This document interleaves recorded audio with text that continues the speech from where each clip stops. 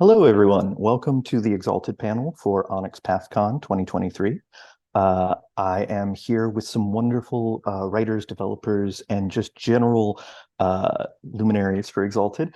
And hopefully we're going to be able to tell you a little bit about what is coming down the pike. My name is Elliott Freeman. I am a writer for Exalted, and I've also been a co-developer for Exigence, Sidereals, and Abyssals, and we'll be talking about them pretty shortly. So if I could get y'all to kind of introduce yourselves, and let's start with Monica. Hi, everybody. I'm Monica. She, they pronouns if you like. I am a writer for Exalted Third Edition and a developer for. Oh shit! I did also develop a third edition book, didn't I? We did Crucible of Legend. Co-developer on Crucible of Legend. Uh, Probably best known for developing Essence with folks, and then Pillars of Creation as well, and some of the upcoming things that are happening with that, which we will talk about in a minute. But anyway, that's me. Happy to be here. And Eric. Hi there, I'm Eric Minton. I'm line developer for Exalted Third Edition. So I've been working on pretty much everything to some extent or another. Most recently, I've been co-developing Across Eight Directions, our setting book, May Face Strangers, the Lunar's Companion, and I've been writing for Abyssals and the upcoming Exalted companion book. And Vance. Hey, I'm Robert Vance. Third edition developer, Essence writer. Right now, I am mostly in the muck of Abyssal's Charms and doing a little bit for the Chosen of the Dice in the Exigence Companion. And Chazz. I'm Chazz, he, they, pronouns. I'm also an Exalted writer and developer. Currently in the Abyssal Charm muck with Vance. A lot of exciting stuff going on there. Co-developed Pillars of Creation with Monica, writer on Essence, and also working on the Exigence Companion with the Bleak Warden. So I am super excited to be here with all of you and everyone who's watching here. If you have questions or thoughts that kind of come up as we're going through our topics today, please drop them in the chat. Hopefully they'll filter up through us and we can kind of get that going. I really wanted to start out, though, with Exalted Essence because obviously Wednesday was a pretty big day, which was somehow only 2 days ago. Exalted Essence finally dropped for the world. How you feeling, Monica? I'm relieved. Glad to be done with it, to be honest. I am. It will feel 100% real when I get my deluxe copy in the mail. I don't know how many of the viewers are people who hang out in the fan cord, but I did promise everyone that if you bought one of the print-on-demand copies that had the Oxbody error in it, that if you find me at a convention, not only will I sign your book, I'll also fix it for you. And I mean that. You can, if you do in fact come up to me with your thing, I'll do both of those things, but you may need to provide the writing utensil. I'm not going to come prepared, just so you're aware. But yeah, thrilled. I'm very proud of our work. It's so great. It looks good. It's beautiful, and I can't wait for my hard copies. Absolutely. Like Essence just really came together in a very cool way. What you guys did pulling it all together was still kind of makes me fizzy a little bit in the brain. And so I know people have gotten to play around with Essence a little bit because obviously if they backed the Kickstarter, they've had the manuscript for a while and they've been through the revisions. Yeah. So for folks who are just getting started with Essence, like, what are you most excited to see get in the hands of more people? Oh, you started with like the biggest question you could possibly ask. I know. I'm sorry. Yeah, no, you're fine. You're fine. I personally, so I've been basically playing it since its inception, and I have subjected it to my friends at home. And our home game basically went from like the constant play test to, well, it's just a campaign we're playing now.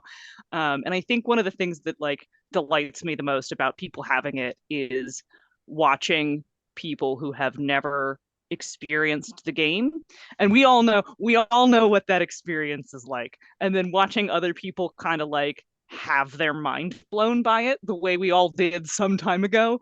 Like one of my favorite Exalted experiences is when you put it in front of someone whose other gaming experiences are either D&D or other sort of Pathfinder, more restrictive, traditional tabletop RPGs, and then you get to Exalted and they just kind of discover that the answer to everything is yes. Like they're like, wait, I can jump over this building, or like, wait, I can ride past the guy and then like drive by him with my sword, and that doesn't give me like a a penalty. Oh, I can like do a cool backflip and then say a thing, and I don't have to like have a -2 to all my actions.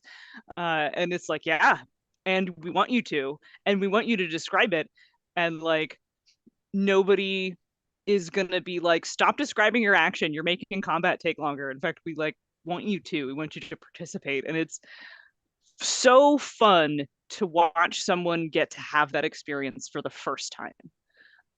And I'm not going to be present for that happening in lots of places, but I know it's going to happen in a lot of places, and I'm happy for you, all you people out there who are having your mind blown open for the first time because of this. And I hope that you play it and it hooks you and you love it and you buy all the other books that we made, because they're all really fucking excellent. And we're going to talk a whole bunch about third edition stuff, and this is just my usual shill and reminder that you can use every third edition book with Essence, and you should go buy them because we've put a lot of love into them and we made them real good, and you can still use them. Don't just stop with this core, keep going, because we only kind of gave you the sampler kit in the core book. And if you really want to know what everyone else is about, well, I was like, do I have a splat book right here? I do. Lunars is right here. Look at how look at the lore, she thick. Yeah, I could add on to that. I had to somehow condense most of the setting of creation down to one chapter in Essence, and it was a lot of content compression. And I think you get a lot of hint of what creation's all about in there. But there's so much more to Exalted, and I know that's one of the things that we all love. So I would definitely encourage people who love the hint of setting that they get in Essence to go look at the setting in the rest of all of third edition, especially because it's great stuff. Yeah, and the people who worked on Essence work on the third edition stuff. So the caliber of writing is the same across the board. Like, if you liked that, well, guess what? There's more. So yeah, I'm also thrilled to see mixed play being a thing that works and doesn't drive a storyteller up the wall. I know that that's less of a problem in third edition, but for fans of the previous editions who are all like, why would I ever run a game with dragon bloodeds and solars? It's just like, but you can do that now, don't worry, it's okay. You can do that now. I also am thrilled to see some returning fans come back from like first edition for this. That's lovely to see. Welcome back, all of you. Yeah, just the it being the thing that makes it accessible to people, and that excites me. Absolutely. So obviously there's some more fun that is coming down the pike for Essence. Can you tell us a little bit about what fans might be able to be looking forward to? Sure. I mean, I think everybody who backed the Kickstarter knows that there's a companion book coming, which is titled Pillars of Creation, and I don't think that's been a secret for some time now. Like, that has been known. Most of the content that is in Pillars was already announced because they were stretch goals, but there were some things that weren't. So I think we can tease those a little bit. Do you want to talk about those, Chazz? Or do you like, you put me on the spot? I don't remember. Yeah, which why don't you start and then I'll jump in. I can't remember if this was on the stretch goals, but like there is a fully functional system for playing Godblooded and other unusual heritage characters. That both works if you just want to play a weird mortals game, semi-mortals game of like Godblooded or Demon Blooded or Ghost Blooded or whatever. And also works if you're like, I really want to play like a Lyntha Exalt character. We use the Lyntha as an example of how you can do a extraordinary heritage is the words we use for that. And then I think there were a couple martial arts styles that went in there that were not on the list. I'm trying to remember which ones they were. Gosh, the Kickstarter and stretch goal list is so far back that Yeah. that is almost from the before time, and I have no idea what. Oh my god, yeah. Was Sapphire Veil one of the ones that was on there? I think it was. Okay. Scarlet Pattern, I think, was not. And Oh, I, yeah. I know you did an excellent job putting that together. Do you want to? Yes, Scarlet Pattern to the Battlefield is back. It is good now. uh, it has a cool like strategy game theme now. And the setup really takes advantage of Essence's charm format because you can either purchase it as a ranged combat style or a close combat style and then go back and buy it again. And it's really focused on like kind of being the master tactician playing a game and sets you up to use the other your circle mates and your enemies as pieces on the board, and has a lot of forced movement and rearranging and baiting people into taking your into falling for your trap. And I think it has a really fun design, and I'm excited for people to have it. Very cool. Any other standouts you can think of off the top of your head, Chazz? Man, we got so many good charms. Yeah. I know. I know there's a version of Zeal in the Solar yes. Charm set. Yeah. We made Zeal good. Yep. Thanks, Ray. Was insistent on making Zeal good. And I believe now I'm going to say this, and I'm just going to caveat that this is coming out of my memory. It's not in front of me, but if I recall correctly, Zeal allows you to have a temporary effect that you can replace your active anima with that lets you basically like turbocharge your virtues. And I was like, okay, awesome. That sounds right. Yeah. It's been a little while. It has been a little while. We have a cool haunted War Strider. A Soul Steel War Strider with a ghost that lives in it and pushes you as the pilot to follow the ghost passions. So that's fun. Yeah, the storytelling section, because the one in the core, phenomenal, is really more focused on teaching someone how to start playing Exalted and how to start GMing, because we kind of assumed that some of the people picking this up, this might be their first or second RPG ever. So like that storytelling section was really focused on like, where do you begin? How do you learn to run a game? Like, what sort of things should you consider when you're starting? Now, Pillars is like, okay, so we told you how to start. Here's how to escalate. So it's all about like building an essence, how to challenge players when they get to essence 3, 4, 5. What sort of stories do you tell when characters have world-shaking abilities? And is focused more on like showing people how to grow with the game. So I'm thrilled for that to be in people's hands as well. Absolutely. There's kind of also a focus through the whole book on higher essence play. So that Monica talked about that for the storytelling chapter. How do you advance the game, take it to that kind of end game state that Exalted can go to? So how to graduate we also your put game? a lot of that into the antagonist chapter. So we have some great boss fight antagonists. There's a couple of Death Lords. The Kukla makes an appearance. And when Monica got through deving on that, dropped into Discord that she had made the baddest Exalted boss fight in Essence. And yeah, hopefully that'll be fun. I know that there are probably people who are listening who are like, bet about it being the most badass fight. But it is a very good example of what a like end game threat should look like. And more so than the couple sort of base templates that we gave in the core book, because we really wanted to focus on the core book being like these sort of blank templates that you could turn into any character that you wanted. So they are lacking in a little bit of detail and are not particularly focused on being like the strongest possible threat, because the intent was that you would pick that up, start there, and then make it bigger or smaller as you see fit. But Pillars has a bunch of specific characters who are tuned to be specific threats. Ligier is also in there too. We got specific demons, specific death lords, a bunch of other specific characters. If people really want to reverse engineer the spoken section to make them playable, Vance wrote all the spoken antagonists. So we have a whole bunch of more specific stuff. We've got a whole bunch of interesting new things in there. Dragon Kings were on the list of stuff that were announced. So those have some pretty cool powers as well, both for playing with like other extraordinary heritage characters and for playing in mixed exalted play.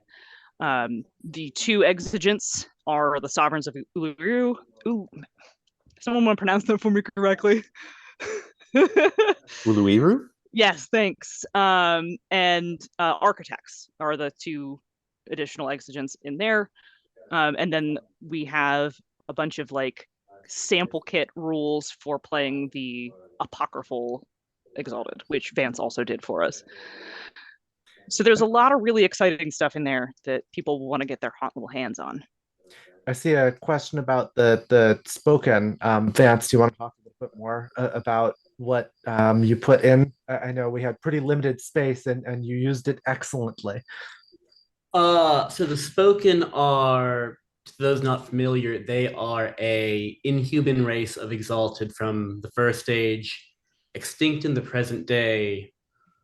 They were aquatic, went to war against the old realm. Their distinctive things are, as they grew in essence, they grew physically into like sea monster-like monster heroes. And they also have a almost entirely voice-based magic, names, incantations. We said we wouldn't do true name magic at some point, but with the spoken, they're dead. They're not in the setting. That's the issue. Why isn't everyone hiding their true name? Because when they come back, it's sort of a Jurassic Park situation. And I'm sure they're not going to come back in your good Exalted fearing game. That would be going against canon. The patron is, the entry doesn't really talk a lot about the voice before it became the voice. But it does tell you sort of what happened from there, how it came to choose the spoken, and why that didn't work out so well for it. And it also tells you why they're called the spoken. It's a very, very cool section. Conjugation has always been a bit odd. Yeah, you had asked about upcoming releases, and I don't want to take up too much more time. So let me just put out there that there are, of course, the 3 novellas that were kickstarted, which I'm very much looking forward to reading. And then there is going to be the Jumpstart, which is a classic Tomb of Exalted adventure, and intended to be run either as a demo or a one-shot. And then there's the adventure book, which will have 3 more Exalted Essence adventures for people who are coming new to the game and would like a place to begin. Starting with one of the adventures is sort of a very good beginner level adventure. There's sort of a middle scale one, and then there's one that just goes off the deep end and is sort of a higher end Keep Exalted weird style adventure. So very excited to see those as well. And that's what I got. Very cool. Thank you all so much. So I do kind of want to pivot a little bit from there. One of the things that Monica brought up was, of course, if you like Essence, there's still a whole lot of value that you get from other mainline Exalted 3rd edition books. But I think one of the most valuable that you could get if you're bringing it into Essence is probably going to be Across the 8 Directions, because it's got so much rich setting material that can really just help you flesh out creation, because there was only time enough to do like the watercolors. And this gets very much into the depths and the detail. So, Eric, and obviously we've got a question. Across the 8 Directions what is Across the 8 Directions for those who might not be familiar? Across the Eight Directions is sort of a gazetteer of the entire setting of creation proper, from north to south, east to west, diagonals, which we didn't usually talk about much in previous editions. And we squeeze in so much. It's got something like 40 to 50 entries, each of which has a half dozen, well, actually more like 3 or 4 locales around them. So you have some texture, some connections, some politics, rather than, oh, we have relations with this place 1,000 miles away for some reason. And we've tried to cover as much as we could, culture, food, architecture, politics, weird monsters, adventure hooks of all sorts and kinds, who's in charge, what is life like for ordinary people, and what can you do there and why. There's just so much of it, it's hard to figure out what to talk about. So, I mean, can you tell us some places that you are really excited for people to get to read about and hopefully play in? Oh gosh, let me think about that. The answer is all of them, but we can't say that. People will probably be interested in some of the more odd places like Wolf's Paw, where the human populace has been subjugated by a troop of intelligent wolves from the wild. And they're not just like people with wolf bodies, they're actually animals that happen to be intelligent and can talk. And so their culture is unusual. good. There's Decanthus in the southwest, which is a first age city that disappeared for over 1,000 years, and now it's just come back from hell, full of demon-blooded, and people are just gonna have to deal with that. There's Uluiro, of course, which has come up in Exigence as the home of the sovereigns, and now we actually get to talk about what it's like if you're not a sovereign. We also have a small appendix in the back just to cover basic things like, what's the sky look like, and how does currency work, and what's the guild, that sort of thing. General purpose stuff that covers the entire setting. Very cool.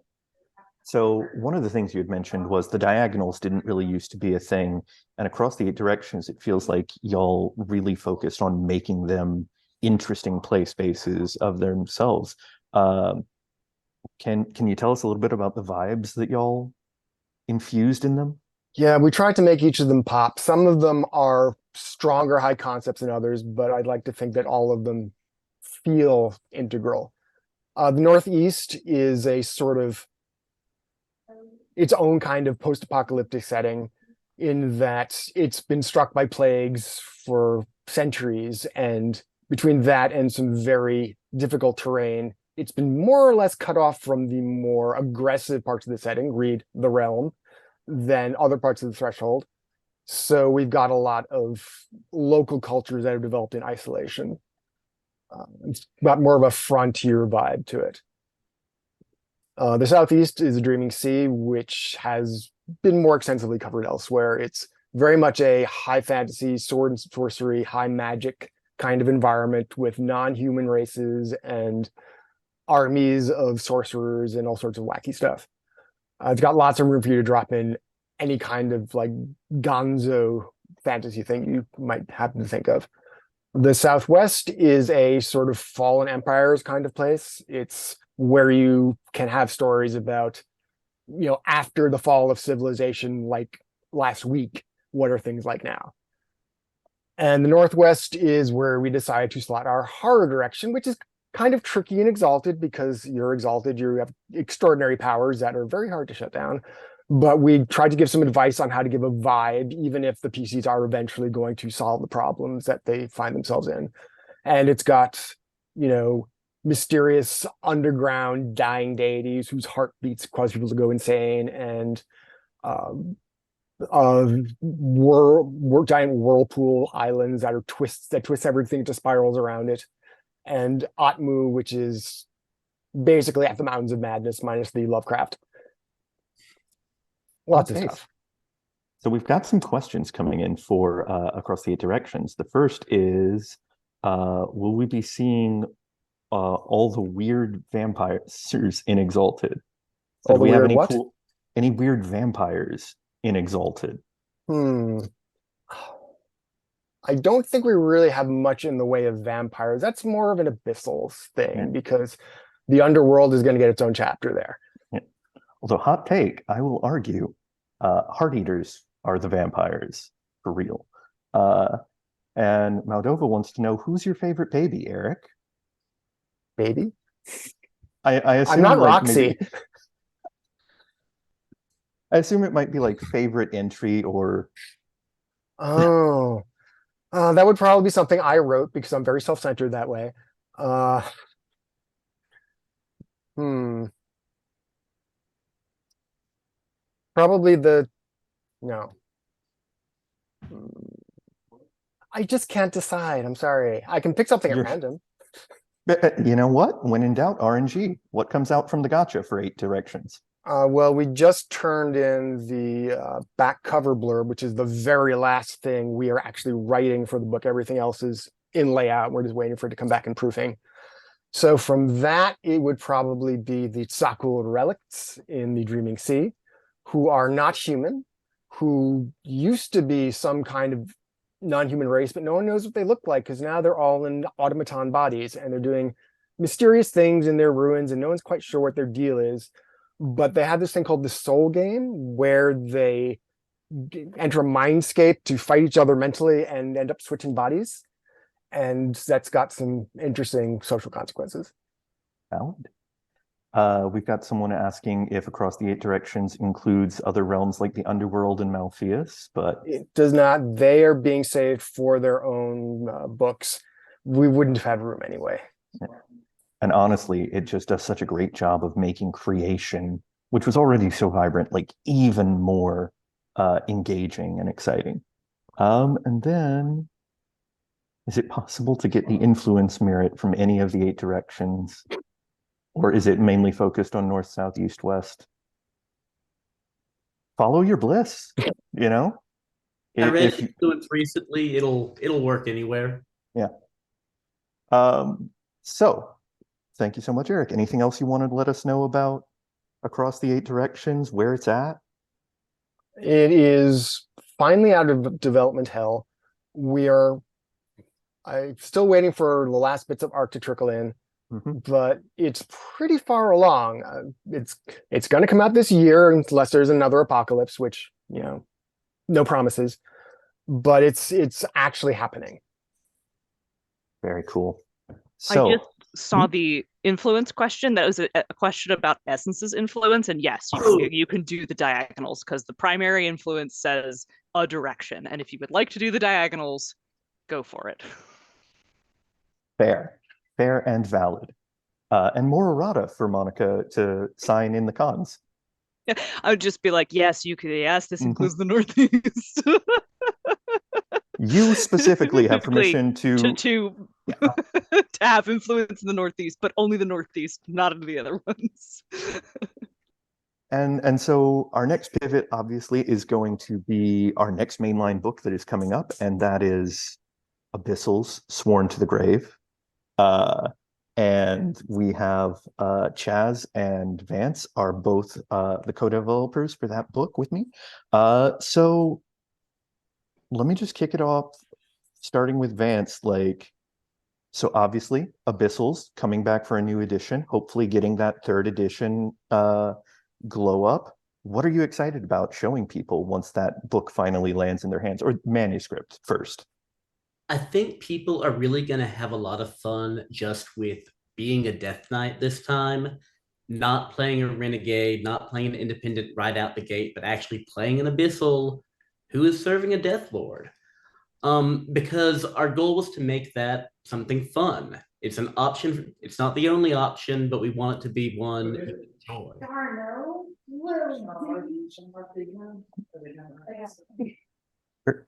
Brief haunting. But if you're working for a Death Lord, your boss probably does not count as a good person, but there's someone who wants you around. They no longer have the option of just saying, well, I am throwing your exaltation holding box into the mouth of the void and away with you and next one. You're someone who they care about, or they should care about, Because if you're not loyal to them, if you don't have reason to feel gratitude toward them, you might go and sell your sword elsewhere. You might strike out on your own, defy them, team up with another Death Lord. And while the Death Lord's goals are generally not goals that most people would want to share, there's enough room for you to go and pursue your own individual motives. And for some of the Death Lords, there's enough room for you to try and find, okay, here's the boss's vision. How can I make that something that's better and then sell him on that? So I really am excited about people looking forward to that part of the game instead of running away from it. Because in past editions, it was something I wanted to run away from. And I am really excited for them to see Abyssal Charms because they are really, really cool.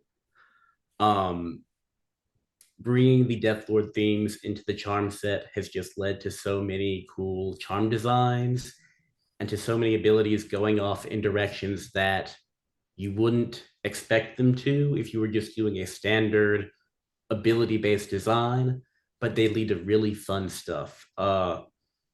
Resistance has, I'd say maybe a half dozen to 8 armor-themed charms based on the First and Forsaken Lion, with first trapping you in your armor, manifesting chains from it, wrapping people up in those, trapping them in Iron Maiden, stuff like that. It is so fun. You would not see that in anyone else's Resistance set. And I really love it when you get that kind of unique, only an Abyssal would have this, and only because the First and Forsaken Lion is a Death Lord. Very cool. Chazz, what about you? What are you excited for folks to see in the 3rd edition glow up? Well, being in the midst of charms, the charms are great. I know I can't recall what we called it right now, but we built essentially an Abyssal Build-A-Bear charm in medicine that kind of builds on the themes of animating zombies and upgrading your zombies.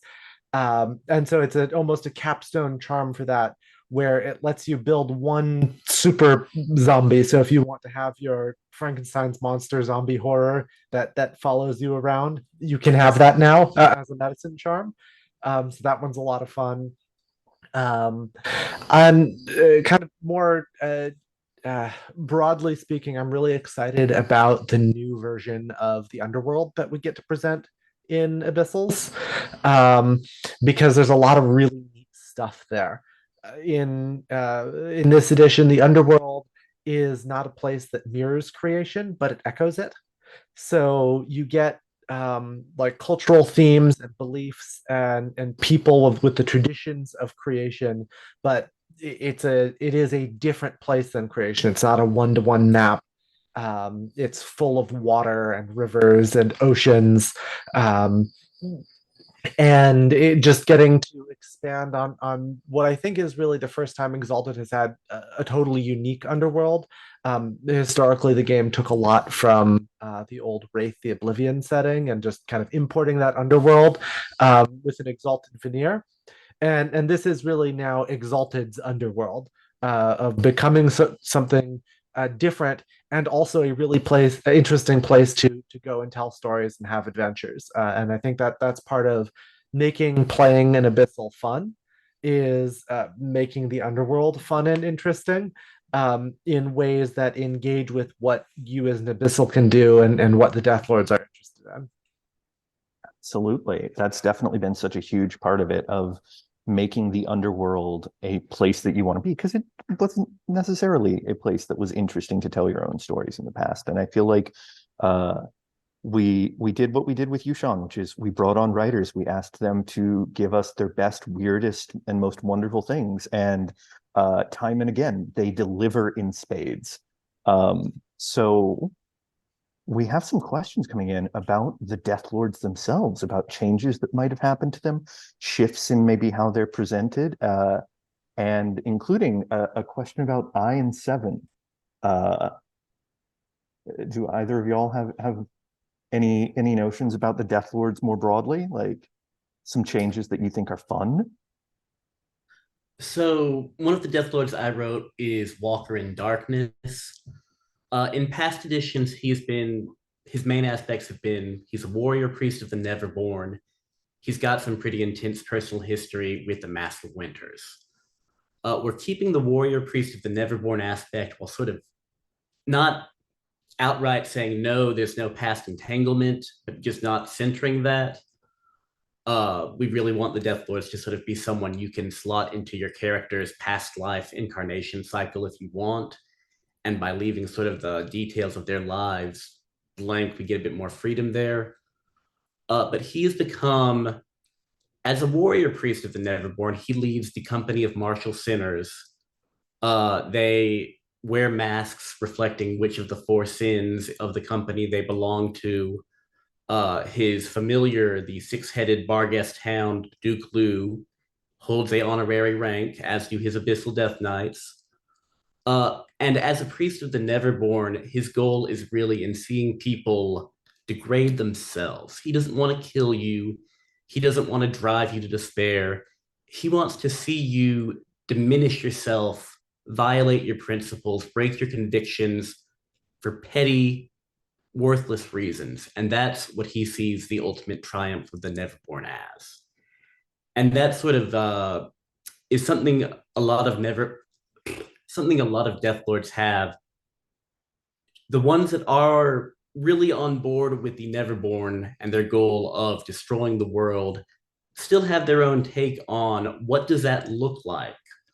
The bishop and the lover are going to have very different ideas about how best to do that, and they're going to get mad at each other because of that.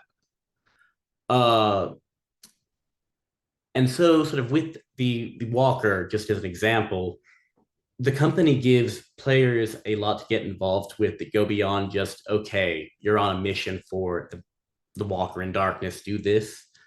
He now has sort of a presence as a political actor in the Scavenger Lands and in the parts of the underworld contiguous. Players can go and get involved in sort of local politics where the company is doing this. They can lead the company. They can get into the company's own internal politics. And that is sort of entirely aside from the Walker's main shtick of seeking out people and setting up this how will you debase yourself scenario. So just within each Death Lord, you've got multiple things you can be doing as one of their Death Knights. And if all of them aren't fun, hopefully at least one of them will be. Very cool. Yeah, the stuff that's been happening with the Walker is just very, very cool. It honestly, I think the biggest compliment I can play is just that all of the Death Lords make me excited to be one of their Death Knights now. So that being said, we're still having some fun with the Eye, but I do want to just tease that they're still strange, but they're no longer quite as one note as maybe past presentations have been. There's room to tell a few more stories with them as they, go about their mad quest for new necromantic prodigies. And it's going to be maybe a little bit less of the melodrama that was associated with them in the past. Just the tiniest of scotias. So we do have a question about Death Lord charms, and basically clarifying. So Chazz, do you want to talk about like what the Death Lord charms actually mean for the Abyssals? Sure. So Death Lord charms are abyssal charms inspired by the themes of the Death Lords. So we looked at all the Death Lords and looked at all the abilities and said, which abilities does each of these Death Lords exemplify? So that for each of the 25 abilities, we had at least 2 Death Lords that we said, we're going to make some charms inspired by this Death Lord and that Death Lord. So, for example, in Craft, our Death Lords of choice are the Lover and Iron Seven Despairs. And the Lover charms are about creating objects that have covetousness to them, objects that are going to entice, that are going to inspire betrayal, that are going to break the spirit with their unholy beauty of the art that you create. Whereas the Iron 7 Despairs charms are about like being a weird arms dealer. And so you have the ability to make terrible curses that you give someone an object and they insist on holding on to it because you've created charms for that too in the craft set. And then the thing also has a curse.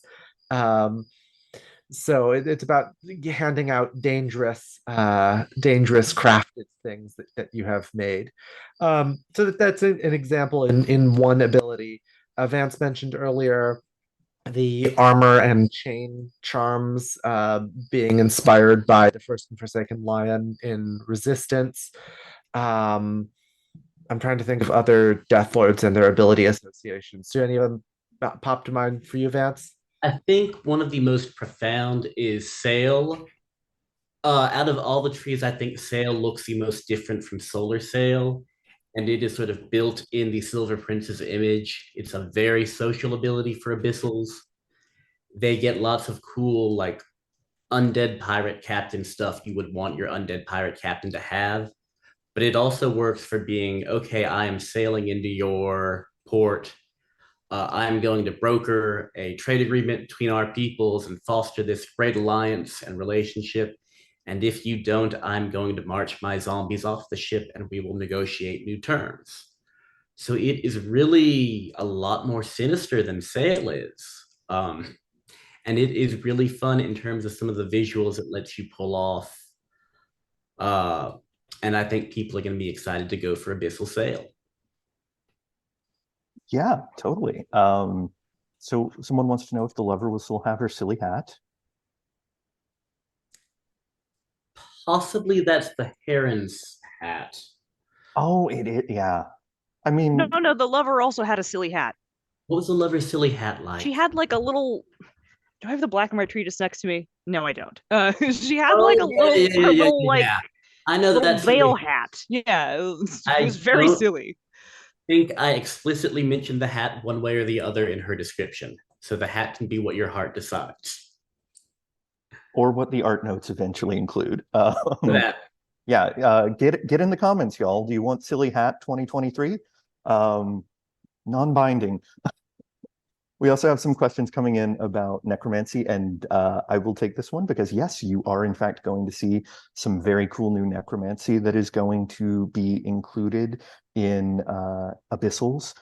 We've worked really hard to try and find the coolest stuff that used to happen in necromancy and really try and tease out more and more of the themes and conceptual space. Having a much more vivid underworld means that we can have a lot more like cool mythology to draw on. And that's really where a lot of the juice for sorcery comes from, is just from all these wonderful esoteric details, all of this color that happens. And we're finally getting to do that for necromancy as well. I think right now we've got a pretty decent chunk of necromantic initiations. We have 3 circles worth of necromantic spells. There is going to be, much like in Essence, there's going to be some interoperability. If you initiate as a necromancer, you're going to be able to take some sorceress spells and kind of do some paint on them. But for the majority of the time, necromancy is going to be about getting you access to really cool, deeply flavorful stuff that goes beyond, just dealing with ghosts. So like off the top of my head, I don't know, what's something cool that we can tease from necromancy? The Wandering Shade one, I think, has always been my favorite. Oh, hit us with it then. I think you wrote that. I don't think I did. The Slumber of the Wandering Shade. Oh yeah. Here's the thing, y'all. If you write any book and then develop the book, there are 20 versions of it that live in your head simultaneously at the exact same time. So yes, we have a spell that lets you like send your soul out to go a wandering, which is just always a classic effect. But we get to do some really fun, spooky things with it. I'm particularly fond of some of the stuff that we've come up for the Void Circle. And of course, the names all escape me right now because my brain is on fire. but we also got to invent some really cool new beings to power a couple of spells, like the Harrowing Scythe of Azet Ithay. And one of my favorite is probably going to be, the classic for Exalted is getting a very cool summon. And so one of the cool summons that you are going to get is the Jackal who feasts upon lies. And can we share one necromantic initiation? Yes, it's called Yumaza's Hymns. Next question. Sombrero of the Wandering Shade. No sombreros of the Wandering Shade. So yes, we're going to have all sorts of cool stuff that comes out of necromancy. What other stuff are y'all excited about for Abyssals? Can y'all share any rejected ideals from Abyssals? We focus more on like what works well for things. Big thematic difference between necromancy and abyssal charms. Oh, y'all are in the thick of charms, so you might actually have a better read on that. It's actually almost like I can hardly see why would these two things be similar. Abyssals have this really intricate structure. They've got 25 abilities, they've got 9 Death Lords, they've got 5 archetypal roles. So what you see within each ability is has a self-contained theme, I'd say. And then necromancy is going at it in a totally unmoored from abilities, going on a deep dive into the weird stuff, messing directly with souls and that kind of thing. It just feels very, very different to me. That I could not think of a abyssal charm and a necromantic spell being interchangeable without a lot of reflavoring. There are some powers that you can get through abyssal charms that are similar to things that you can do with necromancy. There are medicine charms that let you create zombies, for example. There's a whole bunch of charms that let you kill someone and make them a ghost. And those are all things that you could do with necromancy as well. But the theming around them is different. The way you approach it is different. The type of character who would use the power in that way would be different. Necromancy is as different from abyssal spells as sorcery is from other Exalt charm sets. They just both happen to have a death theme to them. Absolutely. So we did have a question coming in on that same vein. If I want to raise an army of skeletons, is that something that I can do in war or some other ability? Both. but both war and necromancy and medicine will let you build Abyssals don't have an army coming into skeletons. It's going to get so spooky, y'all. And there's a question about whether there are any cool new martial arts styles. Hungry Ghost is the classic abyssal martial arts style, so it is back. And in Sidereals, we name dropped Albicant Sepulchre of Extinction, a sidereal martial art created by the Bishop, a Death Lord, which should not be able to do that, and that's a very scary thing, and that's in there. So missiles will be able to get their hands on that and bring it out in the field. So we've got someone asking, will necromancy have its own rules for sorceress workings? And technically no, because they're necromantic workings. But yes, there will be rules for that. For the ways that it kind of spreads badness around it and how you can use that, and also some rules that kind of plug into sacrifice. So that's really exciting. And there's a question about limit for abyssals, because that is, of course, a big part of that traditional experience. Do you have anything y'all want to share?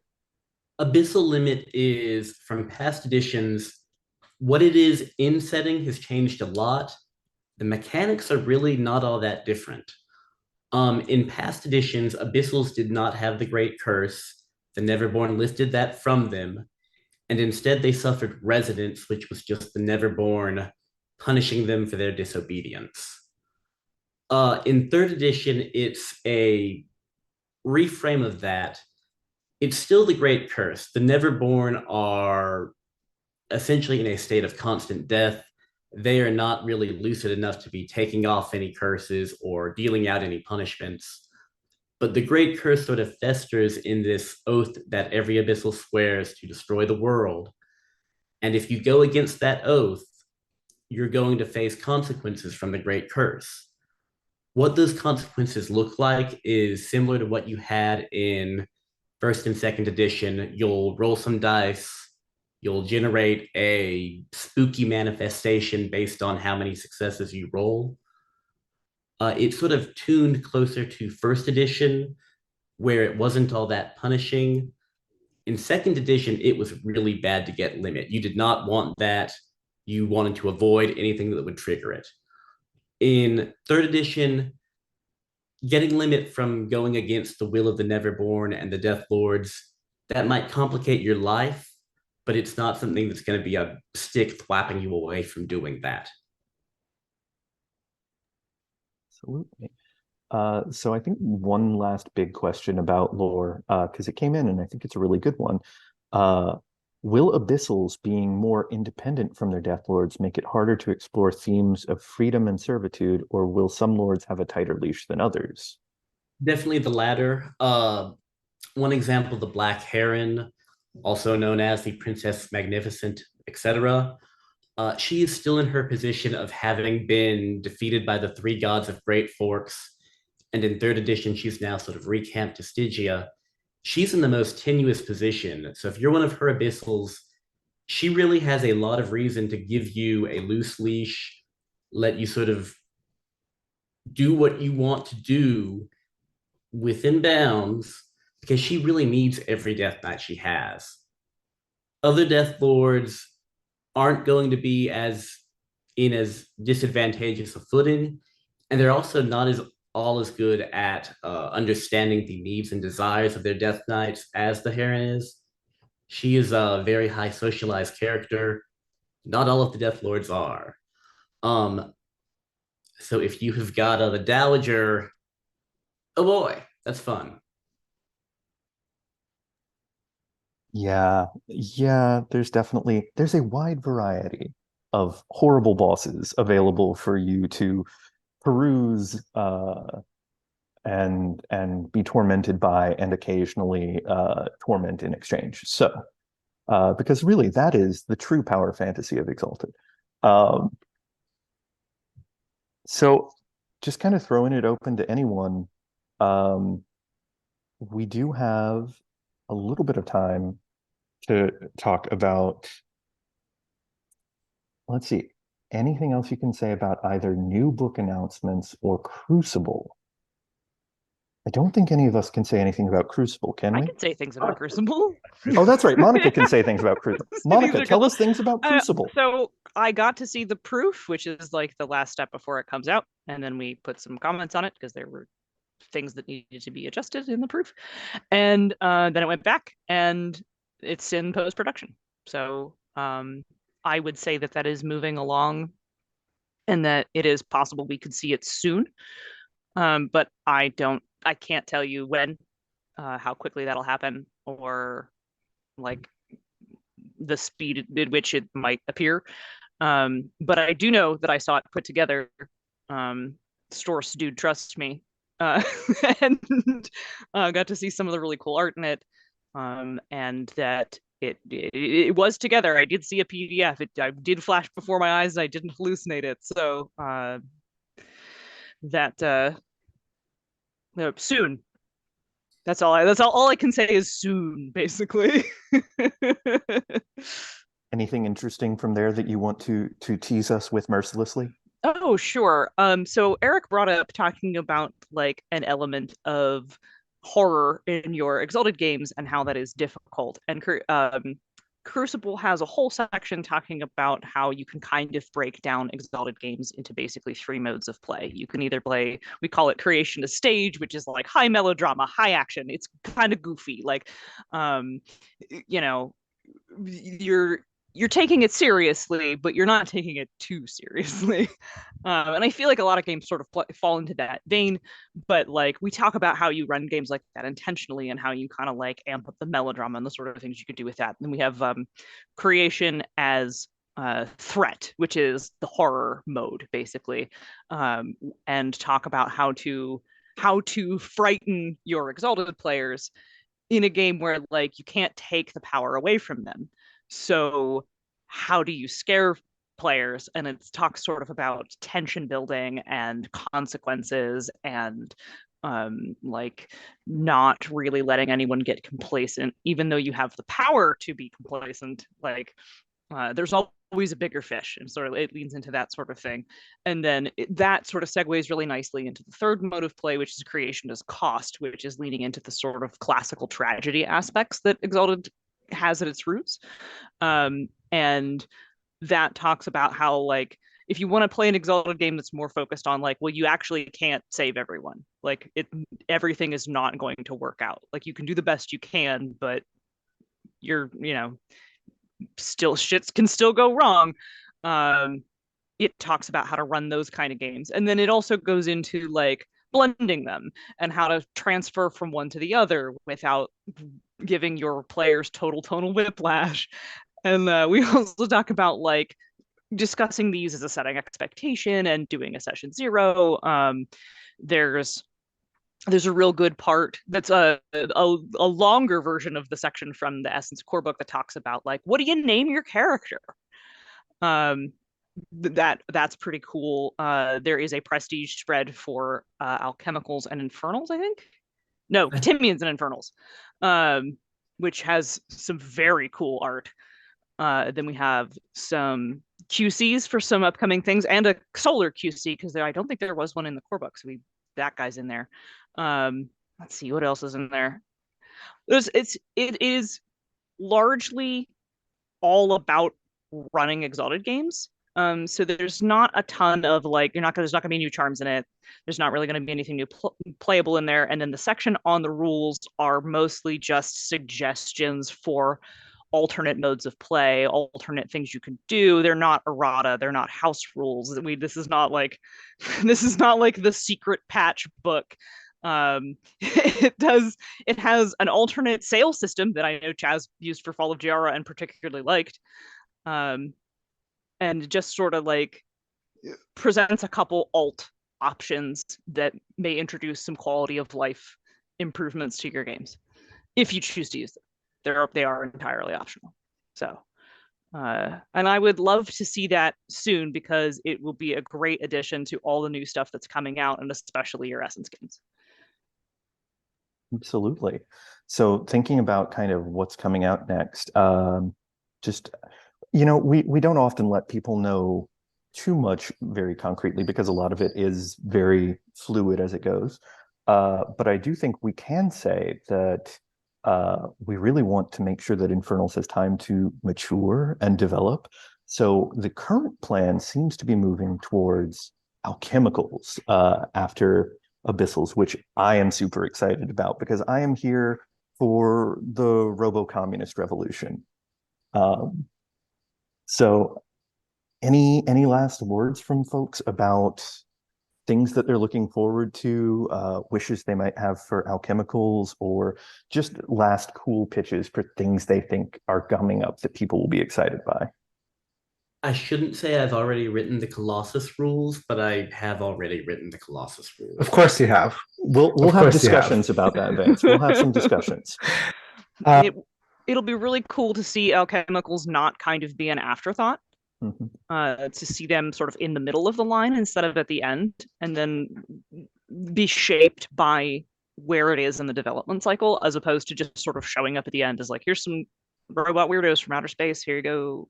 Like, and with the way Essence sort of brought alchemicals into creation, it makes a lot more sense to have them as a middle of the line thing rather than just, you're in a separate world, you have to be at the end. They can be in the middle. While speaking of their separate world, though, I'm also really excited to see the third edition lift of Autochthania, because I got to write some bits of that for Pillars, and would love to see how we expand that to be the whole thing in the full third edition treatment.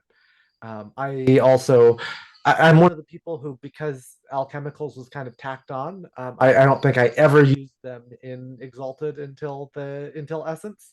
and got to play an alchemical in one of our trials of Essence, and that was a lot of fun. So they've got a new place in my exalted heart.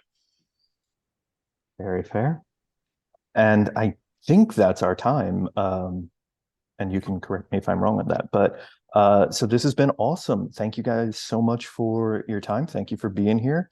Thank you for continuing to make Exalted awesome, because each of you has just been putting out like not even A game, like A+ game when it comes to it. And I S cannot game. S game. Well, yeah, we're going full gotcha rules. You've been putting out 7-star game that you had to upgrade with boss materials. So